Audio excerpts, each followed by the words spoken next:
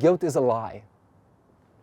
Guilt is a mental construct that has us believing that life should be some way other than it is. See, I like to remind us all that everyone is doing the best that they can from where they can with what they have available to them at the time. So if that means that you made a mistake, which we all do, that's what you did. And life is perfect in all ways.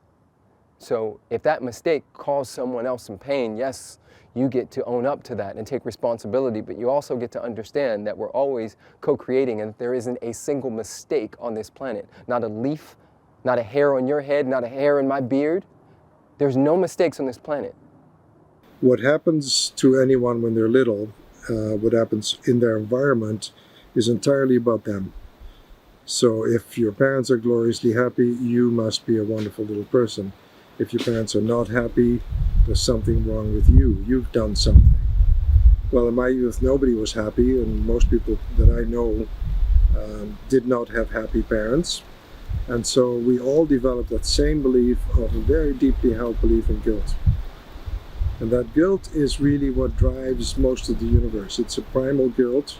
It goes back to the idea that I'm separate, but at this level, at the level that you can work with it, actually, it comes down to everything that happens, my fault. My parents were not happy, my fault. My father and mother got a divorce, my fault. My father loses his job, my fault. My father drinks, my fault. You name it. Whatever happens is your fault. I had like real problems with guilt and forgiving myself. And now looking back on it, I think it's kind of silly because there wasn't anything I did that was really so terrible. I think that where I got really kind of sucked into it and all the self-loathing, again, is the ego. You know, like it's sort of like to say that, you know, I don't think much of myself, but I'm all I think about. You know, like where I decided I hated myself, it was just me thinking about me, you know, and being self-absorbed and self-obsessed. When I can look at it at this point and really honestly recognize that it was more of an exercise in just being self-obsessed than accomplishing anything. You know, I hadn't done anything so terrible that I should want to kill myself or anything, you know? I mean, the purpose of the inventory work is to identify which behaviors don't serve us and to discard them and to move on in a more productive way. By taking inventory and sort of putting myself on trial and deciding that I hated myself, that wasn't recovery. That was just self-obsession and self-loathing, which is all ego. So those are all properties of the ego's thought system. You know, sin manifests guilt, which results in punishment. You know, if you're guilty, you got to get punished because you committed a sin. It's one big cycle. I mean, it's what makes the world go round. Look around you. You know, there hasn't been a period in the whole history of this world where there wasn't some sort of conflict someplace. You know, what does that tell you? It doesn't matter what the conflict is. It's the constant reminder, input by ego to survive. The only way I can be an ego is if I'm out of the oneness. How did I get to be out of the oneness? I did something. So that's the guilt and the shame and the punishment. So the punishment is no longer being in the oneness, being part of the club. It's a fun club to be in the oneness. It's a beautiful place to be. We're no longer part of that, says the ego. So that's the punishment. The guilt is I did something. There's not a single person on this planet that doesn't have a low-grade chronic sense of guilt, and it's not defined, don't know where it comes from, but it's always there. That's what we live with. That comes from the belief that I did something. And the banishment is I'm kicked out of paradise. I took a bite of the apple, that's all I did. Guilt is where you've decided something that I have done or said is capable of either ruining something about me, my life, someone else's life, some other situation. In other words, to feel guilty is to say, my errors in thought or action, in other words, the errors of my thinking or the errors in my behavior with my body that's not really who I am, are so monumental that I have torn unity apart, that I have the capacity to decide that your life is now ruined. In other words, guilt is a really arrogant position to take, because it says, for instance, if you say, I am so guilty because of the way I treated you, or I'm so guilty, not only do you inflict huge pain on yourself, but the ground for that, the basis for that is saying, my thinking, my words, my behavior are so much more powerful than yours that I have just ruined your life. And you go, really? Is that what that says? So guilt is completely fallacious. You know, it has no basis in anything whatsoever. It's just an ego construct. The ego loves having that kind of power, which of course it doesn't, but it likes to pretend like, look at the power I've got. Remember, the ego is trying to replace God. Whatever it thinks God is, it's like it's trying to replace it. So it's like, if God can make things happen, then me too. You know, look at all the harm I can do with, and I'm so guilty because I was so powerful that I ruined your life. And like, well, no, that's not what happens at all. If anybody's life is ruined, it's because we have believed these awful small things about ourselves, and we have caused great distress for ourselves. Right. What you're seeing in that other person is actually something in your own unconscious mind that you have chosen to see out there on the screen in that other person. It's something that you secretly believe about yourself, that you hate about yourself, that you have chosen to see out there on the screen. That's a psychological thing that is called projection also. And what happens is you project it outward to get rid of it so that you don't feel it in yourself. But it doesn't really get rid of it because it's still there. The cause of it is still there in your unconscious mind, and all that you're seeing is a symbolic representation of what exists in your own unconscious mind. So it's kind of like a symbol. You know, so you see something out there you hate, it's a symbol of something that is within that you actually hate about yourself, which sounds kind of bad, but actually is good news, because if you forgive it by not making it real and think of that person as being what they really are, then you are the one who is forgiven, and that thing that you hated about yourself that's in your unconscious mind is released. It's healed, and you can be free of it. If somebody's in your life and you say, that person drives me crazy because, and then you can fill in the blank. So let's just say they aren't trustworthy. In other words, it's like, I can't count on their keeping their word. I can't count on their doing what they say they're going to do. Okay? So you go, boy, I hate it that that kind of a person is in my life. And then what the ego mind wants to do is put all the focus on their shortcomings, their wrongdoing, their what a nuisance it is to have them in your life, and so on and so forth. Or why would anybody be that way? You know, you hear a lot of people talk that way, and it's like, if you just stop all of that, you just drop out all of the, look what they are doing. Why would anybody do that? And you say, if this behavior, and as you so note it in your mind, in our particular example, it'll be about untrustworthy. If I have a person in my life in whom I'm seeing untrustworthiness in its various aspects, I can be certain beyond a shadow of a doubt that I still accuse myself in some way of being untrustworthy. The circumstances could be different. It might not be about what happens at work. The degree might not be the same. Some people say, oh, I might do that a tiny little bit, but not nearly as much as they do.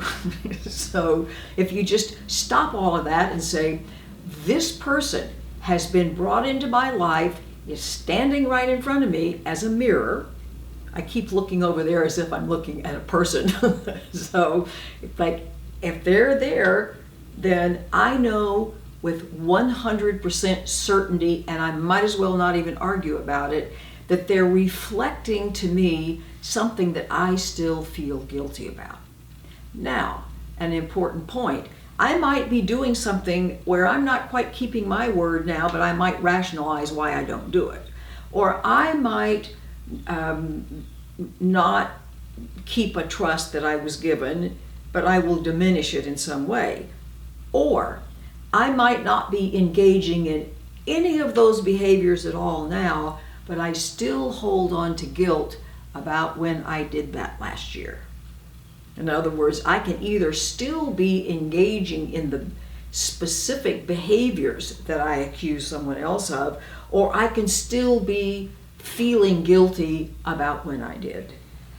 So even though the behavior has stopped, if the guilt remains, I'm still going to see it reflected, because the whole point of having these things reflected is not to drive us crazy. It's to say, here's where you need to be kind to yourself. Here's where you need to say, yes, I made a mistake. I'm still beloved. I'm still lovable. I can do things differently now. In other words, everything is about being kinder and gentler and more loving of myself, because indeed I deserve it no matter what my behavior has been. Not making decisions based on your ego. Make decisions based on unconditional love from a higher source that never changes, a source that never changes, where there's no change going on at all. We live in this world, the physical world, where everything changes.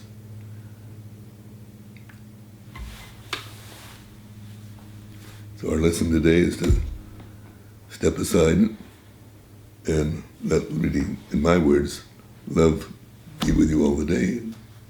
A higher form of interpreting, letting the love higher interpret all these ego functions. And to know that when you're living a life that's filled with unconditional love, and you're not interpreting people's behavior, and you're seeing no more value in guilt and hurting others, it's amazing how free and happy you can be. In early recovery, I was doing the work where we kind of take an inventory of our defects, and I wrote down a list of things that made me feel terrible about myself, things that I had done which were terrible, and for which I needed to take action to make them right. When I wrote down this list of things, I determined that I just hated myself. I just had too much guilt. I was just, I couldn't forgive myself. I remember feeling like I couldn't respect a God who could forgive me. Like, just like all this crazy thing. And I just like, this horrible self-loathing came in. And I really felt that I wanted to kill myself. And I shared that with some people. And they led me to a hospital. And I had already been in a psychiatric ward, but now here I am going to my second one. And it was when I was in that second psychiatric ward, I wrote one letter that was somewhat helpful. I read something I'll never forget, which talked about the history of every alcoholic is plagued with specters of humiliation and guilt and shame, and that when we turn a certain corner, that the purpose of recovery is to turn that shameful guilt sort of to an asset, to where, like, having gotten through it, I can look at everything. I mean, that's what it was. When I was in that second psychiatric ward, and I read something which indicated that everything I feel so terrible about is actually an asset to me, because it's the fire underneath my ass that makes me want to get better and be in recovery for the right reasons, to not be this guy who I can't stand and who I feel like I want to kill myself, and B, that to have kind of come through that and made my life better, that everything that made me feel terrible is now like my most valuable asset, because I can use it in my past to help other people. Well, first of all, it's helpful to realize the impossibility of trying to change the outside world without changing my mind. I have to, first of all, more and more and more see that my overall thought process, my beliefs, if I think I'm a crummy little person, there's no way I'm going to have a wonderful, successful life. In other words, there's what I believe, the collection of beliefs that I hold, which is another way to describe what the ego is, that collection of beliefs is a seamless whole with my three-dimensional world. There is no separation between it. And that's why when I let go of my guilt, when I process my pain appropriately instead of hiding it and masking it and running to all my addictions, and let go of the things that I'm holding against myself and others when I've projected it onto them, and every time I do, I get lighter, I get bigger, I become more aware, I have more opportunities, because that energy field frequency is rising and rising and rising. And let's say again, so that you can see this visually, pain and unhappiness and limitation happen when I'm vibrating at this more or less unloving frequency. The more I let go and let go and let go, up here at this frequency, you might say, is where joy and fulfillment and peace operate. Well, I've got to get myself vibrating at the frequency that you might say is the joy frequency. I can't be operating down here at, I hate all the people who aren't like me, but I sure would like joy in my life. It's like, well, good luck. It's just not going to happen that way. This is our dream, or it's your dream. The dream is not being dreamed by somebody else if there's just one of us. The dream is being dreamed by you. You want to awaken from it, and the fastest way, not the only way, but the fastest way to awaken from it is to practice the kind of forgiveness that doesn't make it real. Because if your unconscious mind is interpreting everything that you think to be about you, if you're thinking that they're real, your unconscious mind will interpret that to mean, well, I'm real, and I'm this body, and I'm separate, and everything that I ever did really happened, and that I'm really guilty. It's like it's just going to you. But if you forgive in such a way that says, well, they haven't really done anything, this is just a movie, it's already been filmed. If you look at it that way and you're forgiving them because they haven't done anything, your unconscious mind will pick up on the fact that you haven't really done anything, and that's why you're innocent.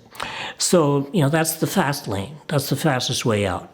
Most people don't go there because they don't know about it. But if you practice it for a while, you'll start to see that it works. And when you start to feel better, it changes everything. After a while, maybe your body will start to feel lighter.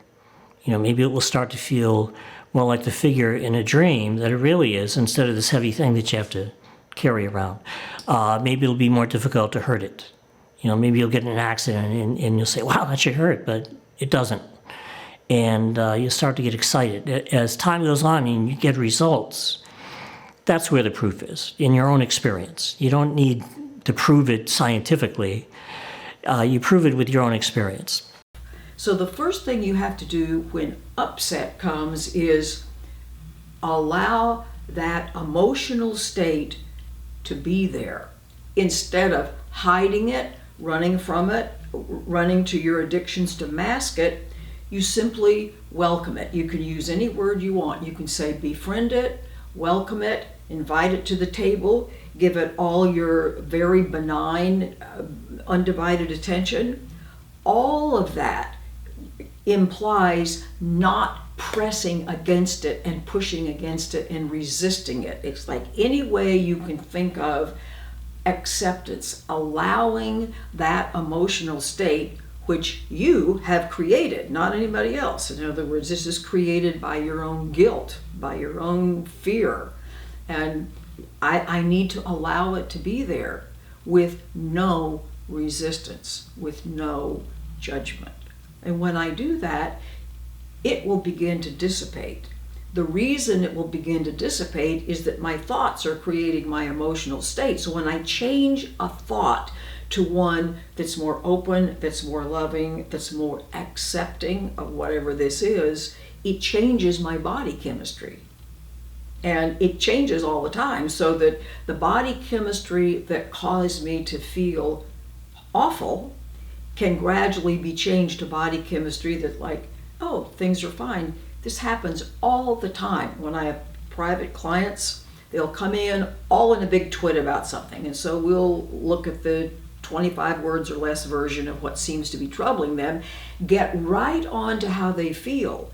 And they can see how much of the time they're hiding it, pushing against it, hating it, resisting it. I don't want to feel this. And so we just stop all of that. And so at some point in our session, I'll say, and guide them to do just this, only I'll be more focused with them, of course, than I am here. And I'll say, how do you feel now? And they'll go, I feel so much better. It's like, I feel lighter. I feel like I can breathe better. And, you know, any number of ways to indicate how much better they feel. And it's like, there you go. You've just made my case for me. You have changed your mind. You've been willing to just pay attention to how I can guide you to change your mind. I can encourage you to change your mind. You did it. You were willing to experience what was going on without resistance. You changed your body chemistry. You feel better.